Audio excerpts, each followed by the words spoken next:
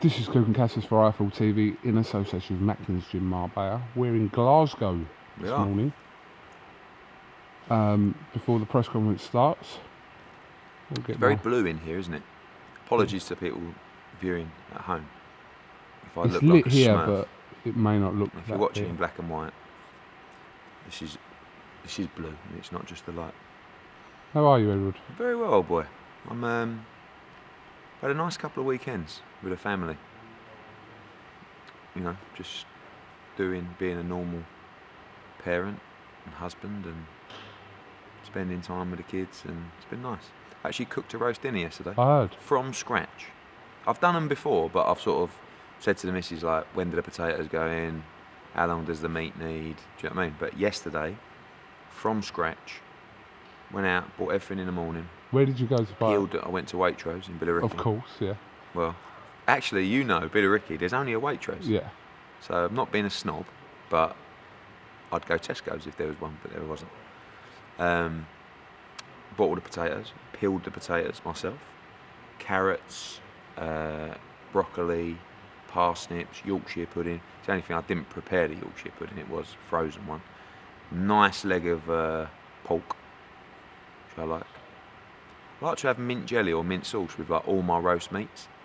And that's a bit bizarre, but does anyone else do that at home? If so, tweet your mate. Yeah, no, send us an email. I love mint sauce at matrim.com. Set that one up. Do you know when you're sort of away from boxing and there's no shows going on and the phone rings and you're with your wife, kids and blah blah, is there a level of who you answer the phone to I was and who you talking won't? to someone about this on Saturday. Actually, I was out for dinner, and someone who works in a city, and he was saying how, basically, he was telling me he wants to retire because there's more to life than just grafting all day, getting stressed out about your job. You know, he feels like he's not spending enough time with his kids and stuff like that. And I got a little bit of what he was saying. I mean, I like to compete, I like to win, and business for us isn't really just all about making money. It's about winning. And but there is an element that it takes away from potentially what your life should be like. You know, it's not a 9 to 5.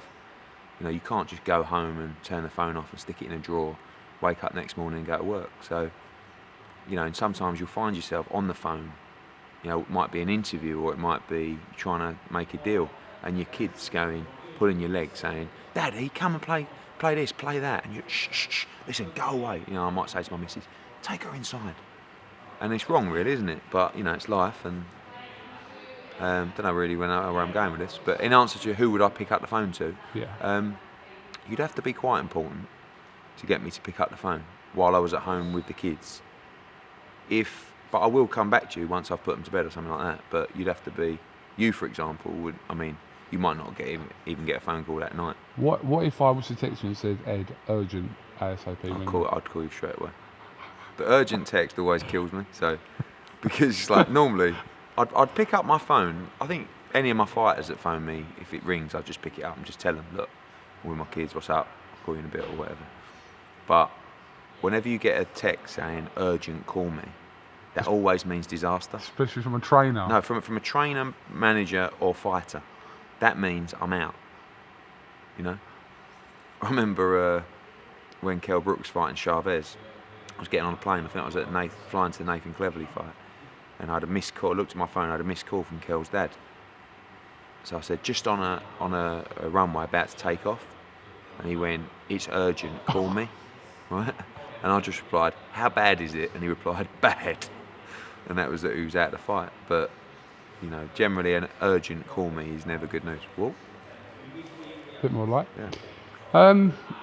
It's been still an eventful sort of week or so. Just relating back to obviously last week when you met with Sharon Briggs and. Well, that was totally not planned, was it? I mean, it wasn't planned that you'd film the meeting. But this is the beauty of Coogan Cassius. You just get where Walker couldn't. I mean, who, you know... I don't think it's ever been done. No, it hasn't. I saw John Denham from Boxing News just tweeted then saying, "Has this ever been done before?" But I don't mind. Got nothing to hide. So I thought it was a good insight for fans. What you saw from me was basically what you'd probably see from me in every meeting, maybe in every interview. So nothing's different. Why not watch that as well?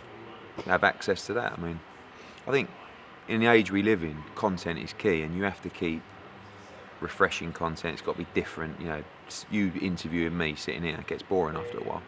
So I think something like that is good, and you know, it's had good views, isn't it? Can't believe how many likes it's had. Normally it's 50-50 likes, dislike, but more relevant because you get a lot of dislikes sometimes. Thanks, mate. Yeah, good. Videos. I don't know what they're doing with the lights here. Excuse me, can you keep the lights on a little bit? Sorry, just while we do this in. Perfect. Thank you, mate. Very much. It'll only be about an hour. He's quite quick. The main focal point from that interview is that you made a suggestion that Shannon Briggs could possibly feature on the card on the 28th, which we're here for today. I know that you're sort of working on something to sort of suggest to Briggs and his team. Yeah. What are the likely chances of that actually happening? Depends. I mean, I said in the interview, I don't know whether he's got a ton of money in the bank, not much money in the bank. What does he want, really? Does he want to... You look at someone like Shannon Briggs. If I was Shannon Briggs, I'd think, I want to cash in on a big fight for as much money as... And I'm guessing that's his mentality, right? Now, if you let me build that opportunity for you, I'll make sure that when you cash in for big money. But to do that, you might have to take, you know, a couple of showcase fights, or I'm not saying he's going to box in Scotland against David Price or something like that. I'm saying I quite like that fight towards, you know, the back end of the summer. But I think I can give him the platform here to make him more attractive to those bigger names. But again, listen, I might send him an email, which you've given me his email address tonight, and he may come back and go, how much? I'm not getting in the ring for that kind of money. And if it doesn't work out for the show, it won't happen. But he's a nice bloke, isn't he? You know, I mean, he's not an older, yeah, I'm Shannon the Cannon, yeah. That's just a front, isn't it? To you know, he's a big personality, but when we sat down with him, he was very sensible. You know, he ain't completely nuts. He knows what he's doing. So I think I'll come up with a plan that, you know, and again, I'm not going to say to him, oh, I'll get you the Joshua fight. I'm just saying that I can give you the platform here to put you in a great position for those kind of fights. Whether it's Hay, whether it's Fury, whether it's Price, whether it's even Joshua. You know, but we'll see. We'll have to see how that pans out. History in the making. Ricky Burns attempts to become 3-weight world champion. Yeah. And this shows, well, I think the people from Glasgow probably were wondering for quite some time, when are you coming back here? And it was all about, you know, finding the right sort of fight with someone like Ricky to bring it back here. You have. You've delivered him a world title shot against the ROCCO. Unexpected? Yeah, I mean, in this game, opportunities present themselves at different times. Sometimes when you're expecting it, sometimes when you're not expecting it. You know, 2 years nearly since we came here. You know, when we returned on May the 28th, and you know, the bellies get a little bit bigger and the hair gets a bit thinner, but you don't ever lose the passion for this great sport. And the times that we had here, although the final card was a bit disappointing, Dejan Zlatican, and obviously Ricky got beat, but you know, once he lost to Crawford, I know we went to Brayhead, but we only did about, I don't know, 4,500. We were used to doing 8, 9, you know, consistently. So that was a bit of a kick in the nuts. We lost a few quid that night, and obviously Ricky lost, so it was a bit of a disaster. And really, then it was like, will we ever go back to Scotland? You know, will we find a fighter? Will Ricky return? You know, to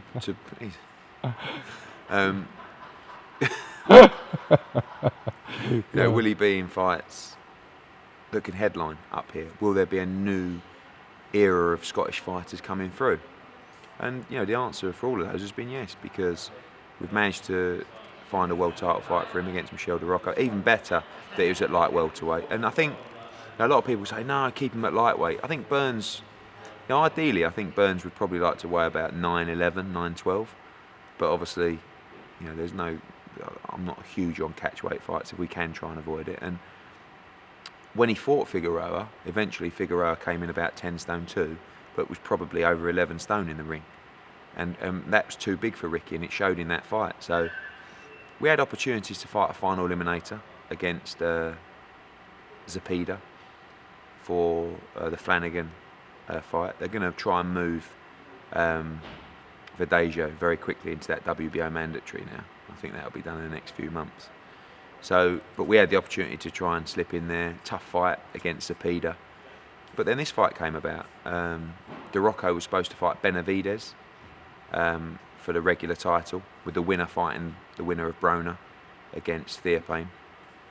He moved up to welterweight, Benavidez, and I spoke to Chris Kirchie. We were ranked with the WBA, and we made the fight for the world title. So the winner of Burns ROCCO will be ordered to fight the winner of Broner against Theophane, which is great news, because the Broner fight was one that, you know, slipped away. Yeah, from and years I ago. got the back end of that because there was always talks, and I don't think the money was right for Ricky to take that fight, to be honest with you. But realistically now, if Ricky can beat ROCCO, I think it's almost certain that he'll fight Broner next. Or Theophane. Yeah, no, listen, I hope actually does it, but I think you'd have to put Adrian Broner as a big favourite. It's got strange because this is from about 4 years ago. You had Adrian Broner, when he was relatively sort of unknown, calling out Ricky Burns on a regular basis. Well, he was a lightweight, wasn't he? Yeah, and Gavin Rees boxed him shortly after. Yeah.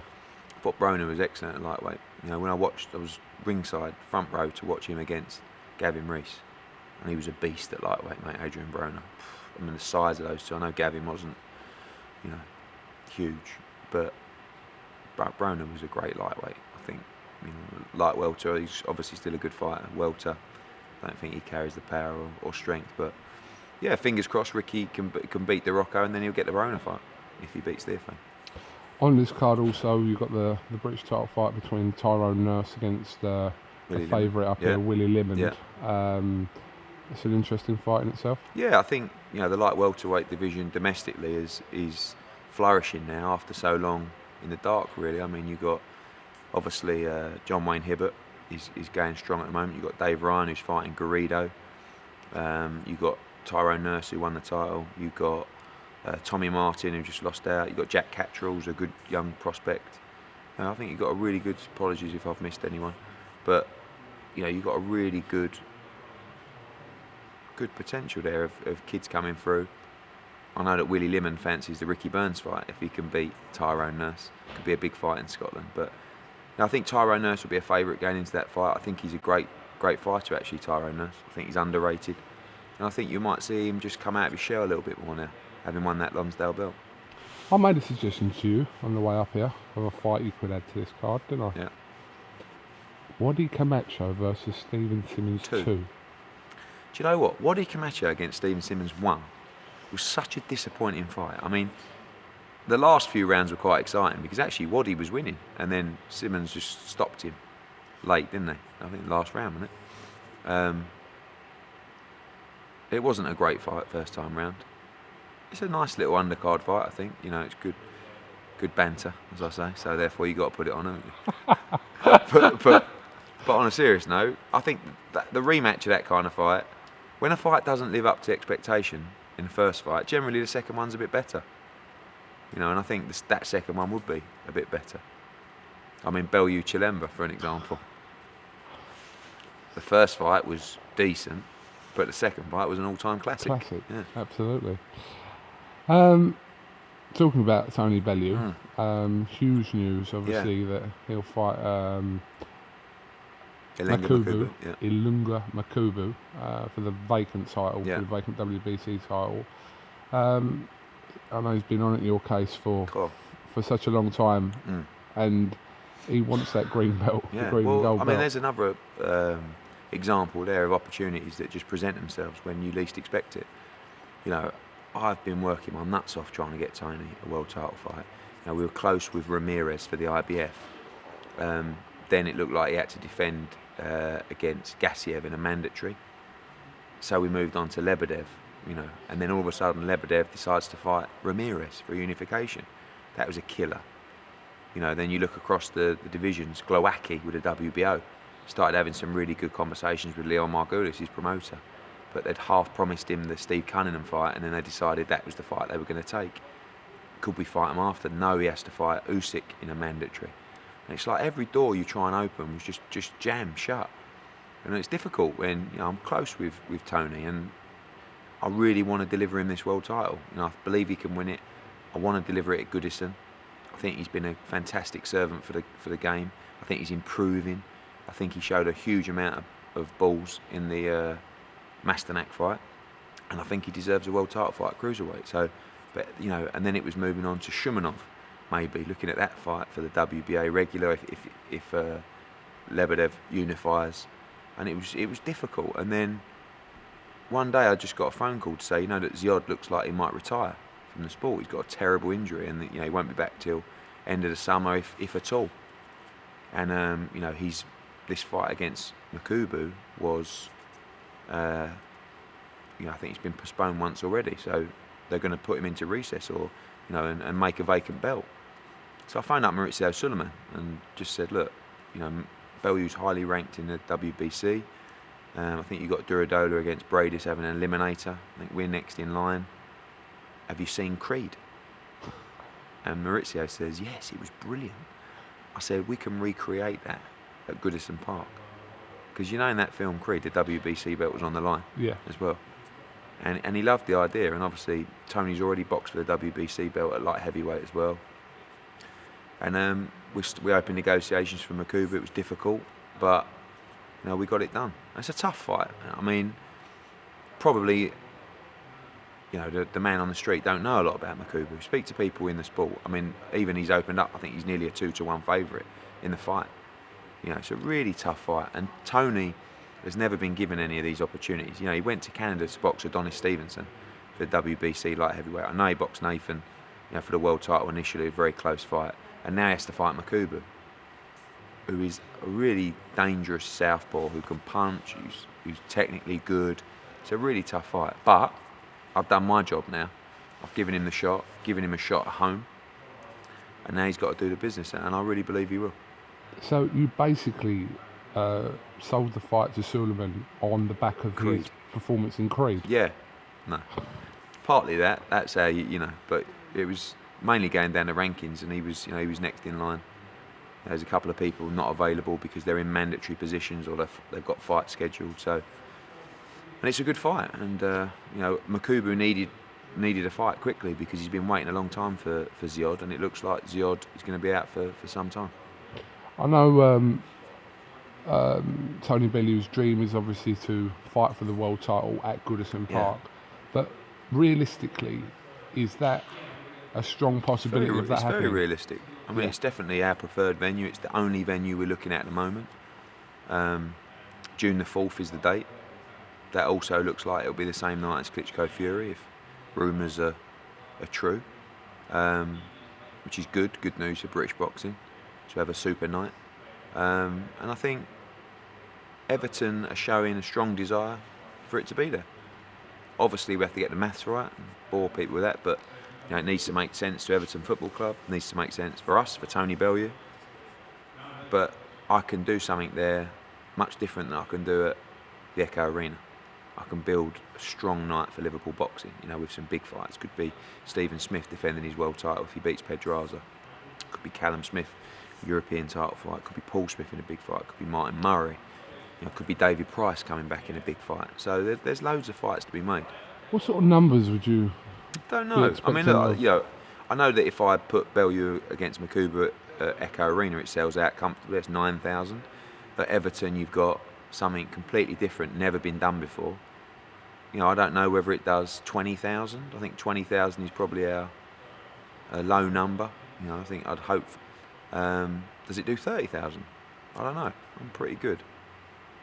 But it's how the city gets captivated by the event, and I think you can build a card where people will be very excited about. And you've got, you know, the mainstream side of the Creed movie, which I know we joke about, but it's important. You know, that was where the final scene was played out in the Rocky film, and now he's doing it for real. Ricky Conlon. Yeah. Apologies about the light here. Yeah, I don't know, this geezer's mugging us right off here. Mugging us right off. I have asked him nicely. Talking about sort of upcoming pay-per-view shows, question mark over May the 7th.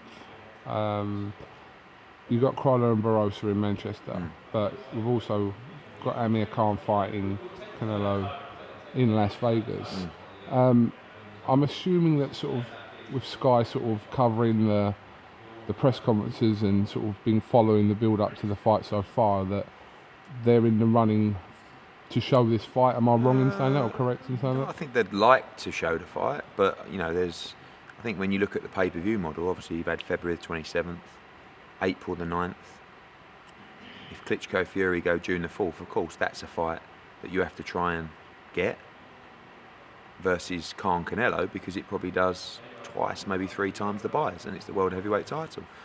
Khan Canelo's at 5 in the morning, so it's a brilliant fight, but I don't necessarily think that it will be a pay-per-view target, and it's not really our intention to marry up the Crolla fight with the Khan fight. One's at 11 o'clock at night, the other one's at 5 in the morning. Do you go all through the night? So I think, from a pay-per-view offering, I think Klitschko Fury would be the front runner. So is it going to come down to a choice between the 2 dates? I don't think there's a choice. I think if you can get Klitschko Fury, I think that's the one to get. You only have to look at the but what I'm saying buys. is there's no possibility of Sky going with 2 dates. I don't think so. I mean, look, that's, we'll talk with Sky. Ultimately, it'll be their decision, but I don't think they'd look to do Feb 27, April 9, May 7, June 4th. No. Okay. But again, that's just me. My opinion. Might be wrong. On the way up here, was also talking about KELL BROOK, obviously, who fights this week, is mandatory against Kevin Bizier.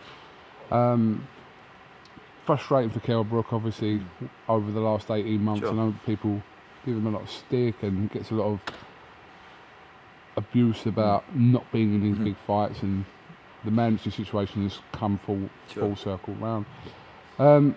Touch wood, he gets past Bizier, and then I heard you talking about a couple of interesting options, not necessarily at welterweight as well, for KELL BROOK. Yeah, do you want to elaborate? It's frustrating that he gets stick, because you only have to look at the set of events that have happened that have stopped him being in those big fights. I think Diego Chavez would have been a great fight for him in October. It didn't happen, and now, because of injuries, had the Bizier fight. I actually think, and you can pull this interview up if it's a stinker, I actually think the Brook Bizier fight will be a decent fight. If you watch his style, his last fight when he beat Lawson, he just comes forward, he's strong, he can punch. And KELL is just... The one thing I'm concerned about in the Bizier fight is KELL he's like a caged lion right now. Do you know what I mean? He just wants to fight. And I don't think tactics are going to come into it. He just wants to tear up on Saturday night. It's almost like he wants to be hit. Do you know what I mean? Because it's just a frustration. He's dying to fight. So all being well, get through the Bizier fight, which we have to take, otherwise we lose our belt. It's a no-brainer. We need to deliver that big fight, and it's the same kind of situation as the Tony Bellew thing. It's my responsibility to deliver that fight, and I will deliver that fight. We've talked, HBO came on to us about the Cotto fight on June the 13th. We snapped that in a heartbeat, that fight. Cotto, I think, will be looking for something a little bit easier. I'm still talking to Tom Loeffler about the Golovkin fight. They'd have to come down a few pounds if they want that fight, but KELL BROOK would take that fight. And they talk to other people who they think will fight them, but they won't. So I'm saying to Tom Loeffler, look, here's one you can make. It's not ideal for us. We'd rather stay at £147 for now. But KELL has to make up for lost time. It's not lost time because we haven't been able to deliver him a big fight, or he hasn't wanted to have the big fight. It's lost time because he got stabbed and nearly died after the Porter fight, and then he broke a rib. So, the whole thing has messed his progress up. Now he's training harder than ever, he's looking better than ever, and he's the best welterweight in the world. But it's all very well me just telling you that. We've got to prove it. We've proved it against Sean Porter, and he'll prove it against anybody else at £147, or even £154, or even a pound or two higher. KELL just wants the massive fights now. It's not really a case of, I want to unify the division, I want to do this. I just want the huge fights. Doesn't matter if they're in America, doesn't matter if they're in Sheffield, it doesn't, Danny Garcia, love to fight him. Fight him in Texas or Mexico, wherever he wants to box, right? Vegas, New York, East Coast. KELL will box him anywhere. He's looking out for the Mayweather fight. Jesse Vargas is a great option for us. We'll go to America for that fight. You have to understand as well, these fighters know how good KELL Brook is, and he's not a huge name yet in America. So we have to pay a huge amount of money to bring him over, which we can do. Love the Tim Bradley fight, and I think Bradley will beat Pacquiao. There's another one. We'll do it in America. We'll do it over here. But it's our responsibility now, providing he's fit and well and ready to fight, which he will be, I believe, for us to deliver. And we will have to deliver that. And listen, if we have to go to America, we'll do it. But he's too good not to be in these fights. But again, there's no point in me blowing my trumpet. Let's get Saturday out of the way. Let's deal with Bizier in style. And then let's prove how good we are against the elite fighters in the division. You mentioned there about you talking to Tom Loeffler about potential fight with Golovkin. How receptive is Tom to that fight? I think he'd rather stay at 160 pounds. It's definitely made his ears prick up because there's not a lot of people that want to fight him. Do you know what I mean? There's so many people that talk about fighting him. And it's not necessarily the fighters. Sometimes it's their teams. You know, and he's talking to 4 or 5 people at the moment about fighting them. I could tell him straight up now the ones that will and won't. What I'm telling you now is if you want to fight KELL Brook and we can find a weight between 154 and 160, KELL Brook will fight you. So 157? I think 157 would be okay. But Brook will fight you. No, that maybe we'll do it in the summer. I'm telling you now, he'll fight you. So again, you know, Golovkin's always said 160. He could make 157, by the way. But obviously, the stance against Canelo is it's a middleweight championship of the world. Yeah. So he might want to keep. But Tom's interested. You know, and I talk to Tom a lot. And you know, that could be pay-per-view in America, or it could be huge here. Can you just excuse me? I'm going to change the card. I've got a couple more things to ask Okay. you. Just hold on 1 second. Pick this back up. How realistic is a fight with Miguel Cotto? I don't think Miguel Cotto. Basically, spoke to Peter Nelson from HBO. He said, "Would you be interested in the Cotto fight on June the 13th?" I said, "You ain't got to ask us twice." He said, "Okay, I'll speak to Miguel Cotto and his team." And you know, came back to me, Peter, "Have you heard from Rock Nation?" No. If you're Miguel Cotto, the last person you want to fight, in my opinion, is KELL Brook. KELL Brook at 154 pounds. Mate, I mean, one day he'll move up and he'll clean that division out as well. But he is, I mean, and I think, judging by the other opponents that are in the mix, he wants an easier touch in June. Spoke to Rock Nation. They said, you know, along those lines, but would we be interested in a September-October fight? Yeah, we would be, but you know, we want July. That's what we want. So, unrealistic probably for June 13th, but who knows in the future.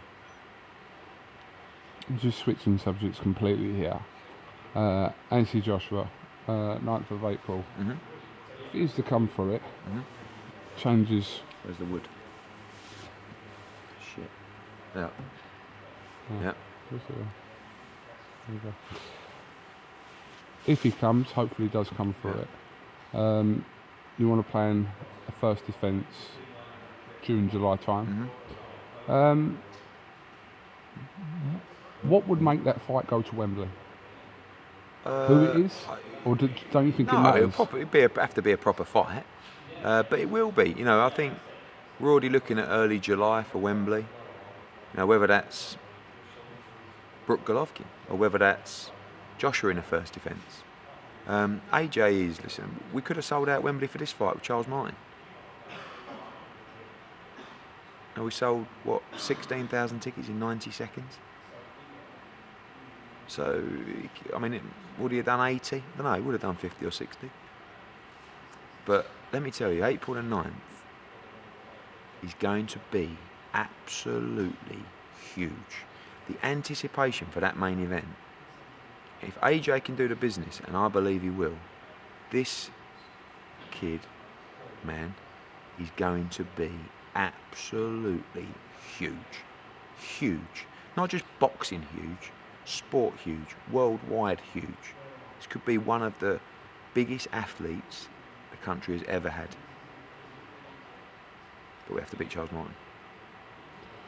Do you know you always say that when you obviously make a fight for one of your fighters, you always think of a plan if it goes wrong. What if it does go wrong April 9th? Then he'll defend his British and Commonwealth titles in September. But how damaging is that to his career? It's damaging, but it's his 16th fight. I mean, and I've said from the start, I believe this is a 50-50 fight. So if you're diving in to this kind of fight in your 16th fight, one, you need respect, and two, things can go wrong. It's a huge risk. This is a massive gamble. But we're not gambling in a final eliminator. We're gambling for the heavyweight championship of the world. You know, and AJ is confident, very confident in this fight. And camp is going extremely well. He's looking razor sharp. And when are you going to get a chance to bring a world heavyweight champion to your backyard to take him on in a 50-50 fight? You know, we could wait another 8 or 12 months and then become a mandatory for, I don't know, Povetkin on a 70-30 split. And what, go to Russia.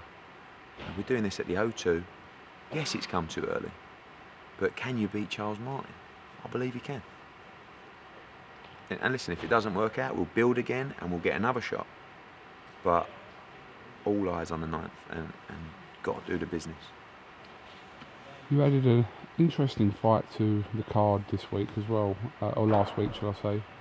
George Groves against the unbeaten Scotsman David Brophy. Where did that fight come from? Well, you know, we talked about maybe James DeGALE on the bill. We talked about Selby on the bill, which we made. We talked about George Groves on the bill, and you know, we looked at some opponents for George Groves who were decent opponents, but they're people that no one would have ever heard of.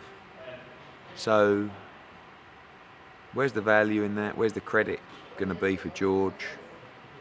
I think George wants someone who's there to try and win. And I looked at the rankings and I just saw David Brophy's name. And I thought, because I know Brophy well. He's boxed on a lot of our shows. He's a tough kid. He's improving all the time. He's up sparring with Callum Smith, giving him great sparring up there with Billy Nelson.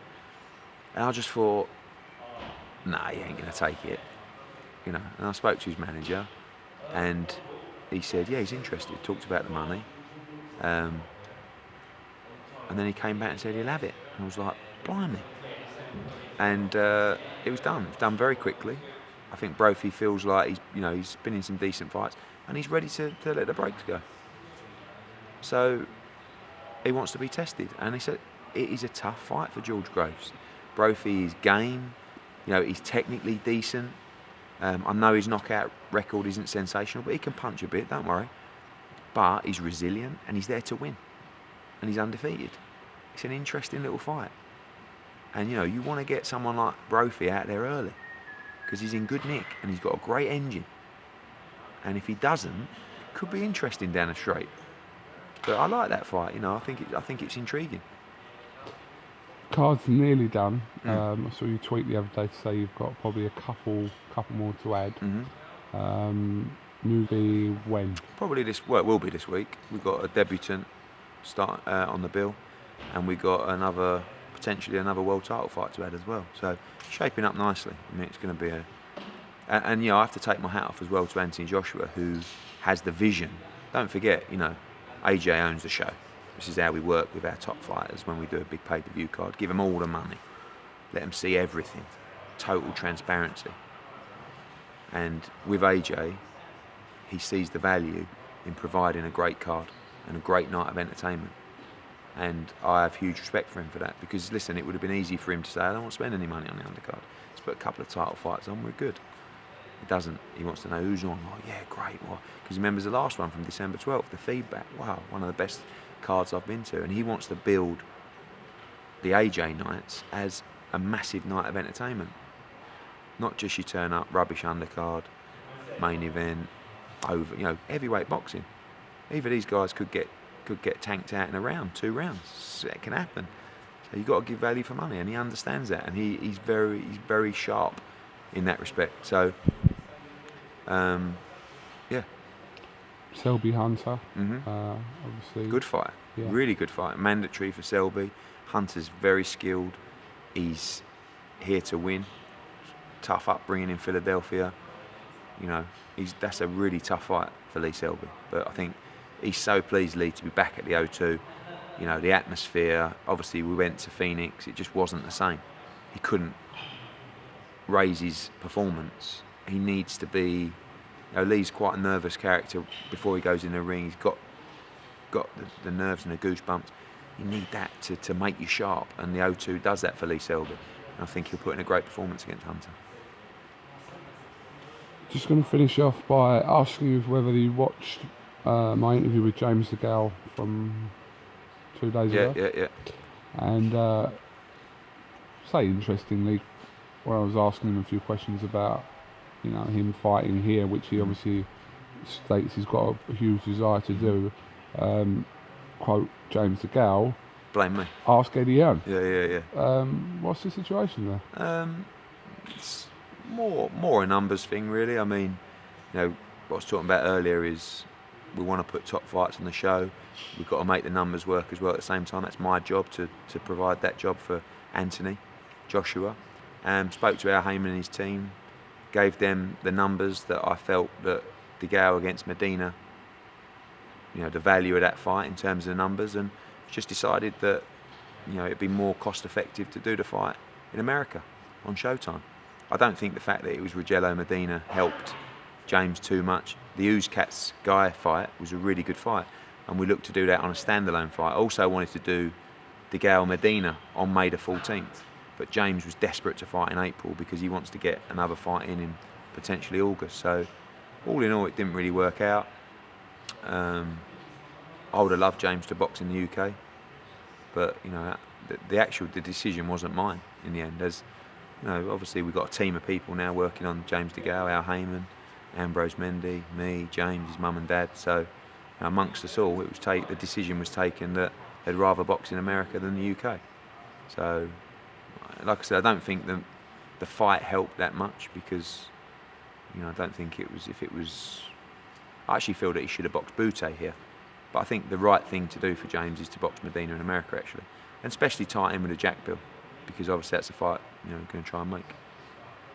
I mean, it's fair to say that since James has sort of joined up with Al Heyman, your sort of control with their team and James has become a little bit less. 100%. Yeah. I mean, it's natural.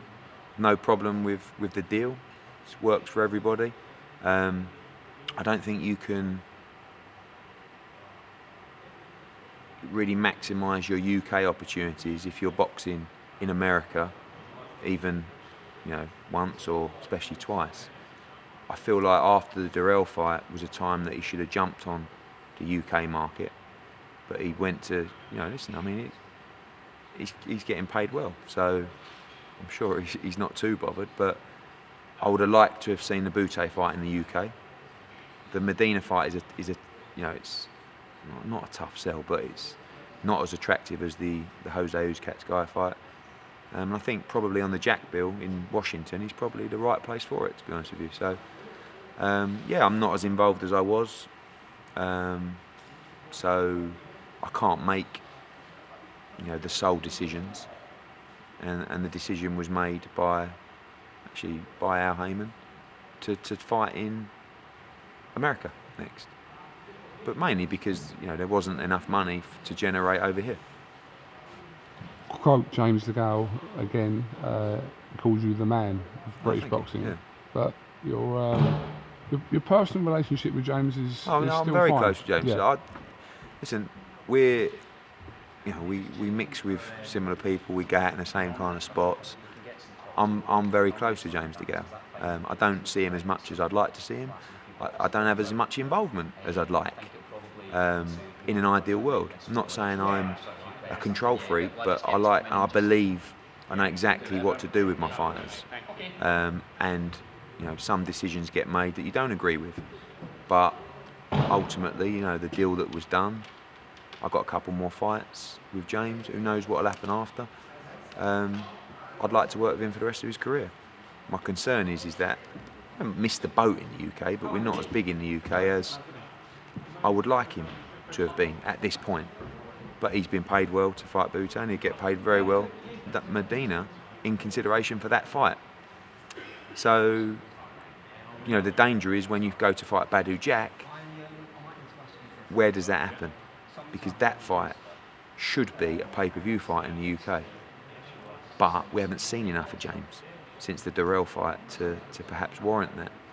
And then all of a sudden, where does the money come from? You know, the money in America isn't anywhere near the same league as the pay-per-view money in the UK. That's why you see the likes of Charles Martin coming straight here for the first defence. So, you know, we need to make the fights. I feel like the big fights for James are actually in the UK.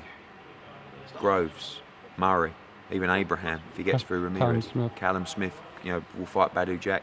Again, if those two fight, Callum will be the mandatory for those guys. So, yeah, I'm relaxed. I'm relaxed about the deal. I haven't got as much say, and I'm not calling the shots. I'm involved in the process.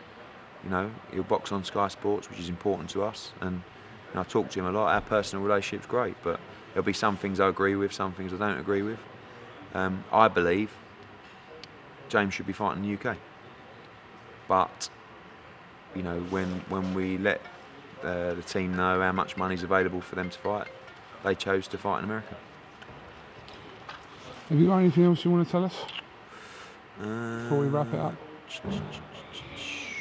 No. Looking forward to 4 weeks of action. Brooke Bizier, huge card in Liverpool. Callum Smith against Mahmoud, it's great. Look at the 4 TV fights. Doran against Keeler, which is a great fight. Cardle against Dodd, rematch of probably the fight of the year, last year. Rocky against Rebras, great fight. And Callum against Mahmoudi, which is a really tough fight. So that's a great card. April 9th speaks for itself. And then April 16th in Leeds. Warrington against Amagasa, Hall against Guerrero, et al. So, 4 weeks of action. We had a nice couple of weeks off. May 7th, Crolla Barroso. May 28th up here. June the 4th at Goodison, hopefully. And then that'll probably be us. Might go early, end of June, early July, and then we've got July with Brooke as well. So, non-stop, baby. Non-stop. All right, Eddie Hearn, thank you very much for this update. It's been about possibly nearly 40 minutes. Oh, sorry about that. It's good, it's good. Always informative. Will you let me film another meeting? No. Why? I think I only really let you do it because it was... Because I put it together? No, because... Because you said I did put it together. Bloody hell. It's PT Boxing. Made the trip to Glasgow. Of course. That is unbelievable. How'd you get up here? How long was that? Bloody hell. Dedicated. Dedication. You should get PT on the phone. You spoke. What was we talking about?